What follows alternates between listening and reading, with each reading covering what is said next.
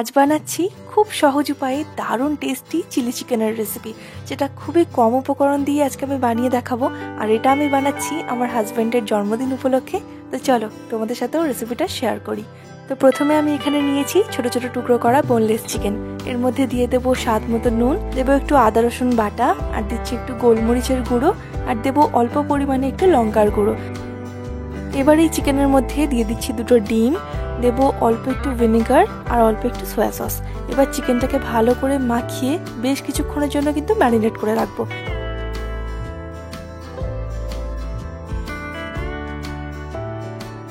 এইভাবে চিকেনটাকে কিছুক্ষণ ম্যারিনেট করে রাখলে চিকেনটা কিন্তু টেস্টও হয় খেতে, আর ভীষণই সফট হয়। তো চলো, আমার ভালোভাবে এটা ম্যারিনেশন হয়ে গেছে।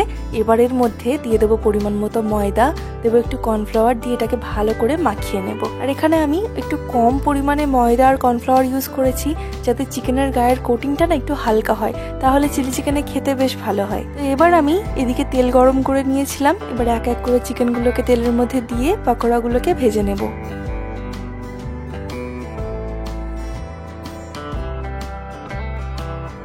তো পকোড়াগুলো আমার ভালোভাবে ভাজা হয়ে গেছে। এবার পকোড়াগুলোকে তেল ঝাড়িয়ে তুলে নিচ্ছি। চলো, পকোড়াও ভাজা হয়ে গেছে। এবার একটা বাটিতে আমি একটা সস রেডি করব, মানে সসের মিক্স রেডি করব।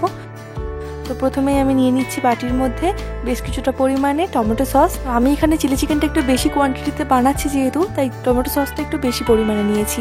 এবার এর মধ্যে দিয়ে দেবো একটু ভিনেগার, একটু সয়া সস, দেবো স্বাদ মতো একটু নুন, অল্প একটু চিনি, আর 1 চামচের মতো কর্নফ্লাওয়ার দিয়ে ভালো করে এটাকে মিক্স করে নেব।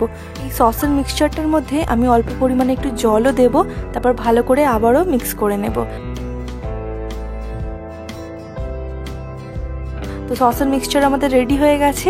চলো, এবার আমরা চিলি চিকেনের গ্রেভিটা বানাবো। তার জন্য একটা কড়াইতে নিয়ে নেব একটু তেল। তো আমি এখানে যে তেলের মধ্যে চিকেন পকোড়াটা বানিয়েছিলাম সেই তেলটাই এখানে ব্যবহার করছি। তেলটা ভালো করে গরম করে নিয়ে তেলের মধ্যে দিয়ে দেবো বেশ কিছুটা পরিমাণে রসুন কুচি।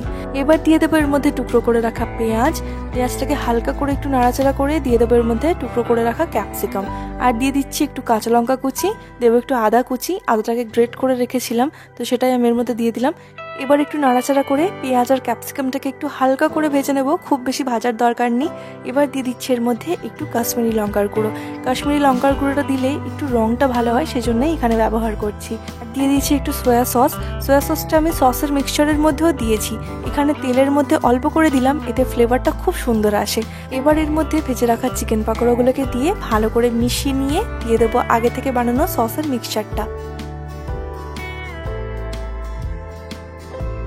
তারপর আবারও ভালো করে মিশিয়ে নিয়ে পরিমাণ মতো জল দিয়ে গ্রেভি বানিয়ে নেব।